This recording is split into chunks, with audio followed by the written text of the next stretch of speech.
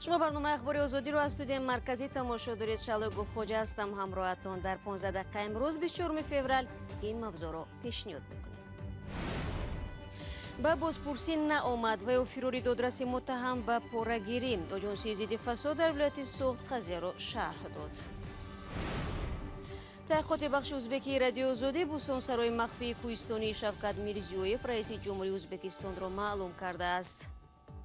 Это территория охраняется для чего? Там внутри горы, там дальше. як гуфтем ушаш навиштем. раҳбари вилояти Хатлон мегӯяд мақомоти ноҳияи Муъминобод ҳангоми кишти картошка изофанависӣ карданд. Ченики надолати сеюм малоту уроди ҳамаги 140 метр картошка дорад. мақомоти қудратии вилояти Суғд ҷузъиёти парвандаи Додрасе фирориро расман тавзеҳ доданд. Акбар Холиқзода моҳи ноябри соли гузашта бо фармони президенти Тоҷикистон бо сабаби содир кардани кирдоре ки шаъну эътибори Додрасро паст мезанад аз мақомаш барканор шуд. то ин вақт танҳо радиои Озодӣ аз нопадид гардидани судя Акбар Холиқзода ва тафтиши қазияи ришваситонии ӯ хабар дода буд. тафсилоти бештар дар гузориши Фарзон Муҳаммадӣ. намояндагии минтақавии оҷонсии назорати давлатии молиявӣ ва мубориза бо коррупсияи тоҷикистон дар як изҳороти расмӣ гуфт додрас Акбар Холиқзода рӯзи 21 октябри соли гузашта ҳангоми гирифтани $2,500 пора барои қатъ кардани як парвандаи ҷиноятӣ боздошт шуд, вале ба шарти тарк накардани маҳалли зист озод гашт. шараф аваззода сардори оҷонсии зидди фасод дар вилояти Суғд мегӯяд азбаски эълони ҷурми судяҳо салоҳияти додстонии кул аст, тафтиши қазия вақт гирифт ва дар ин байн додрас Акбар Холиқзода нопадид гашт. маълум нест ки беруна ҳудуди ҷумҳурии Тоҷикистон бошад ё дар дохили мумкин ҷумҳурӣ бошад, иро ҳеҷ кас муайян кардаги нест. вай дар кофткор дорад, дар кофткор қарор дорад. ман фикр мекунам албатта вай дарёфт мешавад. бахтиёр оқилзода раиси додгоҳи вилояти Суғд дар суҳбат бо рӯзноманигорон гуфт ин парванда дар баррасии додгоҳи олист ва ӯ онро шарҳ дода наметавонад. албатта асосан аз тарафи судяҳо содир кардани ҷиноят ба фикри ман ҳама маълум ки чи як иснод овардан ба системаи судӣ мебошад. ҳоло ҷустуҷӯи додраси собиқ эълон шудааст. назари худи Холиқзода ва наздиконаш дар ин робита дастрас нест. сардори оҷонсии зидди фасод дар вилояти Суғд сабаби фирори айбдоршавандаҳоро ин гуна шарҳ дод. то нисбати вай мо парвандаи ҷиноятӣ оғоз кардагӣ нестем. вай мо албатта чораи пешгирӣ дар намуди забонхар нисбати вай мегирем, ҷо медиҳем. вақти тафтишот маводора меспорем барои қабул кардани қарори қонунӣ. бисёр ҳолатҳо дар ҳамин ҳолатҳо ва ё фирор мекунад. ба навиштаи хадамоти матбуоти раиси ҷумҳур дар 10 соли гузашта дар Тоҷикистон 25 додрас барои ҷиноятҳои коррупсионӣ дастгир ё зиндонӣ шуданд. дар соли 2020 ду додраси додгоҳҳои вилояти Суғд бо айни чунин айб аз симаташон барканор шуданд. тоҷикистон беш аз 450 додрас дорад ва созмонҳои ҳомии ҳуқуқ гуфтанд низоми додгоҳҳои пойбанди ҳукумати иҷроия буда мустақил нест. фарзон муҳаммадӣ, радиои Озодӣ, шаҳри Хуҷанд. фирори додрас аз тафтишот дар Тоҷикистон собиқа надорад, аммо дар гузашта Абдусамад Манонзода раиси ноҳияи Бобоҷон Ғафуров ки ба гирифтани $144,000 пора ва як мошини тамғаи Тойота гунаҳгор мешуд, аз тафтишот рӯ ба гурез ниҳода буд. мақомот соли 2019 ӯро низ дар пайгарди расмӣ қарор доданд. ҳамин гуна сармоядор Низом Ҷураев низ ки бо айбномаи ташкили иттиҳоди ҷиноӣ боздошт шуда буд, соли 2014 ба таври мармӯз тавонист фирор кунад. бино ба хабарҳо ҳоло ӯ дар Дубай ба сар мебарад. истироҳатгоҳи падар ва ё бӯстонсаройи махфии президенти Узбекистон дар кӯҳистон. муаллифони як таҳқиқоти бахши узбекии радиои Озодӣ ки далелҳои қавӣ ва боварӣ бахш дар даст доранд мегӯянд президенти Узбекистон Шавкат Мирзиёев як бӯстонсаройи боҳашамате иборат аз боғу як кӯли сунъӣ бунёд кардааст. суҳбат бо мансабдорон, сохтумончиён, мардуми маҳаллӣ ва санаду таҳқиқи фаъолони мухолиф маълум намудааст ки дар ин тарҳ садҳо миллион миллион доллар харҷ шудааст. идомаро дар гузориши сарвинозиру ҳоло тамошо мекунем. ин навор моҳи декабри соли 2019 дар ӯзбекистон сабт шудааст. алексей гаршин, муаллифи видео ва фаъоли сиёсӣ аз Тошканд, ҳамроҳ бо дӯсташ ба ҷустуҷӯи бӯстонсаройи кӯҳистонӣ ва махфии президенти Узбекистон баромаданд. вай аз шикорчиён шунида буд, ки дар ин минтақа барои президент як қасри боҳашамате сохта шудааст. президент Шавкат Мирзиёевро дар ин кишвар мардум падари мо ҳам меноманд. бо расидан ба як постгоҳ мошини Гаршин ва дӯсташро посбонон манъ карданд ва гуфтанд онҳо бо роҳи дуруст омаданд, аммо дигар наметавонанд сафарро идома диҳанд. ҳаракат дар идомаи роҳ манъ будааст. Я вам сейчас в лоб скажу. Вот эта территория охраняется для чего? Там внутри горы. Там дача есть. 25 километров отсюда, 30 минимум до Мы Шавасая. слышали. Дача нашего уважаемого президента. До Шавасая. ин навори суҳбат дар мавзеъ дар шарқи Узбекистон сабт шудааст. як сол пеш аз ин навор дар моҳи октябри соли 2018 дар як видеои дигаре дида мешуд, ки дар ин минтақа роҳу биноҳои истиқоматиро оҷилан таъмир доранд. он замон як мансабдори маҳаллӣ ба радиои Озодӣ гуфта буд, овоза аст, ки раиси ҷумҳур Шавкат Мирзиёев президенти Русия Владимир Путинро ба бӯстонсарои нави худ воқеъ дар кӯҳистони ин минтақа меорад. таҳқиқоти радиои Озодӣ бо далелҳои зиёде ошкор кард, ки маҷмаъаи махфӣ бо арзиши садҳо миллион доллар барои президент Мирзиёев сохта шудааст.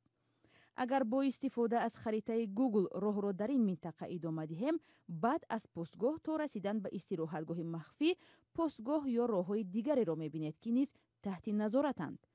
дар ин ҷо иморате бо майдонҳои ҳавоӣ барои чархбол ва боғҳои ободу зебо дида мешаванд.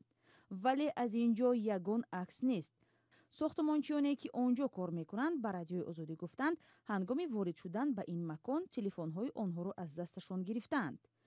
дар тасвирҳои маҳвораӣ аз ин маҷмаъа дида мешавад, ки куллӣ сунъӣ бунёд шудааст.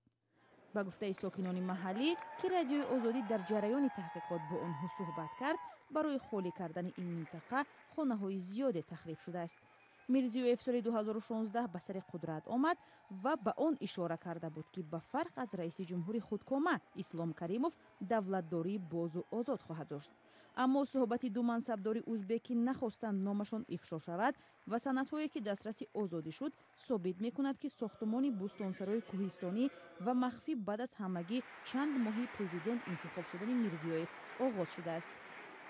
моҳи ноябри соли 2020 фаъоли сиёсӣ Алексей Гаршин, ки талош кард макони бунёди бӯстонсарои махфии президентро пайдо ва ошкор кунад, ба намояндаи ширкати давлатии роҳи оҳан Узбекистон Темир Юларӣ тамос гирифт. тарҳи сохтмони бӯстонсаро таҳти назорати ҳамин ширкат буд. мансабдор худро танҳо Тулғунхоҷаев муаррифӣ кард. Так, то есть вы заказчик? яъне шумо ин тарҳро фармоиш додед? Бале. Как вот мне узнать? арзишаш чанд буд?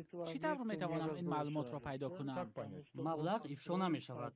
ин моликият дар асоси санади С сохта шудааст. ман чизе намефаҳмам.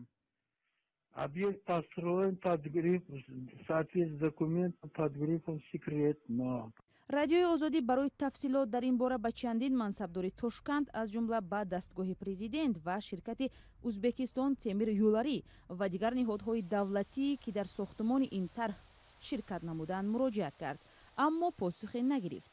ишораҳое ҳаст, ки як чунин маҷмаъаи дигар дар минтақаи шарқи Узбекистон пинҳон аст. парвоз дар ин минтақа комилан манъ аст.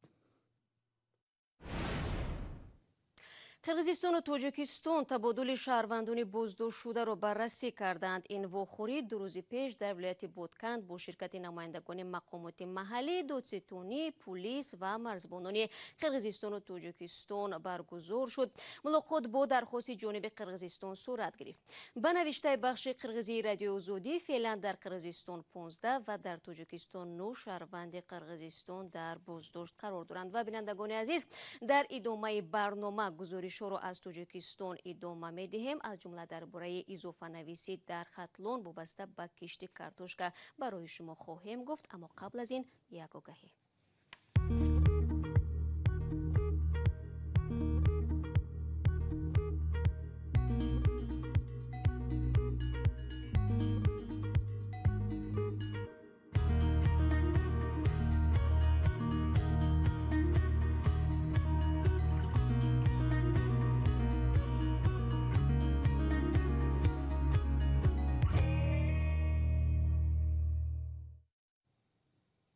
وزارت کشاورزی توجیکستان میگوید منبعد هنگام کشت کارتوشکا در مناطق کشور هر یک جویک زمین از جانب نمایندگان این نهاد حساب و نظارت کرده می شود. این تصمیم به خاطر جلوگیری از ایزوفانویسی به هنگام پیشنهاد آمار حاصل کارتوشکا گرفته شده است. مشکلاتی که به گفته وزیر کشاورزی هر سال جای دارد. ایزوفانویسی میراثی زمانی شوروی است و آن زمان به خاطر اجرای نقشه و از دست ندادن منصب استحصال محصولات را از واقعیت بیشتر حسابات می‌دادند. و حالا نیز زیر تاثیر همان عقیده ها منصبداران و مسئولان از اصول کهنه کار می‌گیرند. محمود جان رحمت‌زاده میگوید ایزوفانویسی در ولایت خطلون بعضی مقامداران را از وظیفه‌شان محروم کرده است. این کارتوشکازори ناحیه مومین‌آباد سببگار برکنار شدن رئیس ناحیه شد. نه خود زمین بلکه آمار آن. در حالی که میدان آن را در روی کاغذ 900 گکتار نوشتند. رئیس ولایت آشکار کرده است که این کشتزار 6 برابر کمتر بوده است. چون من خودم گشتم و دیدم که خودش با چشم معلوم است وقتی می‌بینی وایس هر وقتی رفته که 950 گکتار کمیته زن پیشنهاد کرد هر وقتی چنین نظارتی سیوم مراتب بودند همگی 140 گکتار کارتوشکا بودند 900 گکتار در یک ناحیه ایزوفانویسی راه داده و این راه ها درست بوده شد و ایزوفانویسی شکمی مردم سیر کرده میشود اصلا. بعد آشکار شدن ایزوفانویسی 900 گکتار کشتی کارتوشکا در زمین‌های ناحیه مومین‌آباد رئیس ناحیه و چند زیردستش را از کار برکنار کردند. اما رهبر تازه تعیین کمیته آمار ناحیه میگوید که در اینجا نه 900 بلکه 1105 گکتار ایزوفانویسی شده است. آماری که بین گفته رئیس ولایت و حکومت محلی فرق میکند. تمشون میرسونیم که نه تنها رئیس ناحیه همزمان آمار پیشدستی که خودش بس کرد آمار صاحب کشاورزی جریمه کلان کردن به معنای 4000 کشاورزی هم بس کرد. در تاجیکستان به کشتی کارتوشکا زمانی توجه کردند که در سال 2020 واردات آن از خارج به مراتب کمتر شد. مقامات به ساکنان توصیه دادند که بیشتر کشتی کارتوشکا انجام دهند. در بعضی ناحیه‌ها نمایندگان دولت کشتی گندم را ویران کردند تا به جای آن کارتوشکا شینانده شود. ناحیه مومین‌آباد یکی از ناحیه‌های در جنوب تاجیکستان است که از زمان شوروی به کشتی کارتوشکا مشغول است. این دستور هم به این ناحیه استثنا نبود. این بار اول نیست که در ناحیه مومین‌آباد کشتی کارتوشکا به ایزوفانویسی میپیچد. سال 2011 پیش از سفر پرزیدنت به مومین‌آباد 10 گکتار کشتی کارتوشکا از بی آبی خشک شده بود. اما به ساکنان دستور داده بودند که این شکایت را به پرزیدنت نبرند. ولی آن وقت هم بعد رسانه‌ای شدن واقعه و شکایت ساکنان چند منصبدار از کار رفتند. سلام، اگر خط و خبر می‌خواهید ما داریم. نوید بامدادی، سرخط خبرها، اخبار تاجیکستان و جهان، گزارش‌ها و تحلیل‌ها. چی می‌گذرد و چرا؟ دانستن فهمیدن است. زمینه یا اپ ما را بگیرید. روز 23 فوریه ورزشکار چخ دوید وینسی در شناوری زیر یخ رکورد نوی جهانی گذاشت. او در زیر یخ 267 فوت و یا بیش از 81 متر را طی نمود. حرارت آب زیر یخ کل منطقه لاهوست واقع در 100 کیلومتری شمال و غربی شهر پراگا با 3 درجه سلسی برابر بود. وینسی 38 ساله با یک سوراخی یخ خود را هوا داده بعد مدت از دیگرش بیرون شد. تا این زمان رکورد جهانی به استیک اول سیورینسن منصوب بود که سال 2017 هم در گرینلندیا 250 فوت رو در آب زیر یخ طی کرد. وینسی میگوید احتمال برای تصدیق رکوردش در نیات‌های مربوطه از 8 تا 12 هفته ضرور شود. او باور دارد که این رکورد آخرین وی نیست. بینندگان عزیز، اینجا رسیدیم به پایان برنامه امروز. تشکر از یکایک شما که تا این لحظه ها با ما بودید و البته خبرگزاری‌های دیگر را در سامانه رادیو آزادی زیر نشانی www.azadi.org میتوانید بخونید و فراموش نکنید که فردا شما را در برنامه با خبرهای نو منتظریم. خود را احتیاط کنید و خدا نگهدار.